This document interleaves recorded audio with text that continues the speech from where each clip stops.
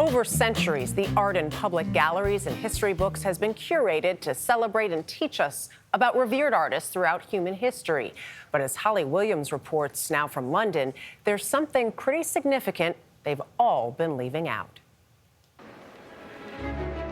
From Da Vinci and Botticelli to Picasso and Warhol.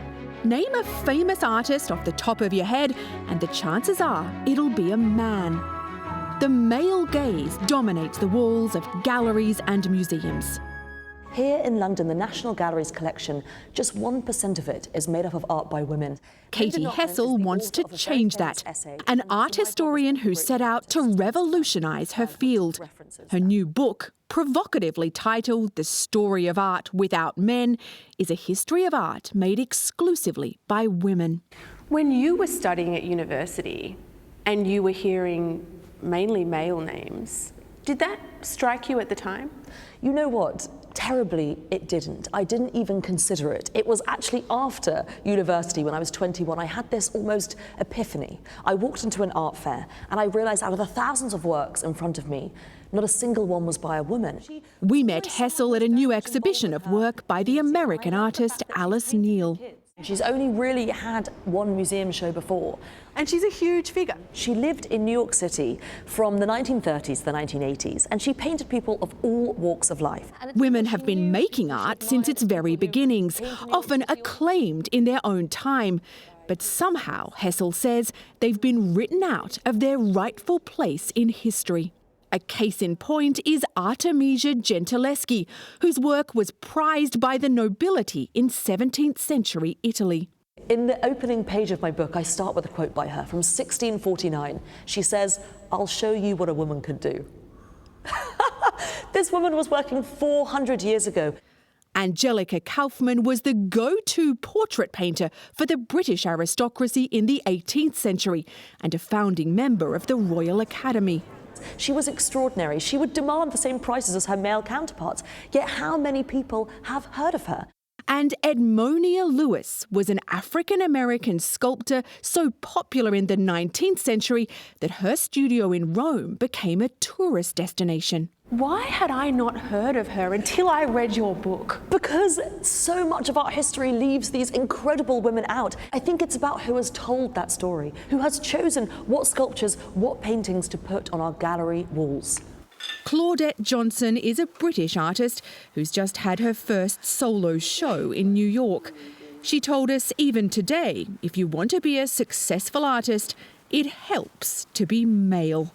Do you feel that you've been denied attention or denied success that male artists have been given? At this moment in time, no, I don't. But if you asked me that 20 years ago, then yes, I would have felt that.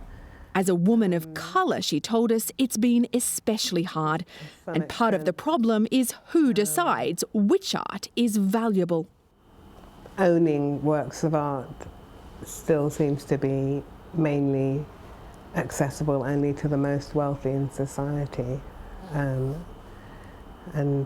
Which is mainly rich white people. Which is mainly rich white people.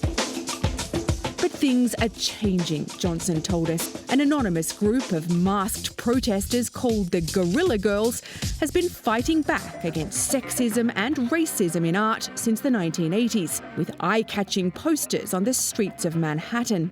This online campaign, featuring Barbie dolls, is drawing attention to the lack of women artists in major galleries.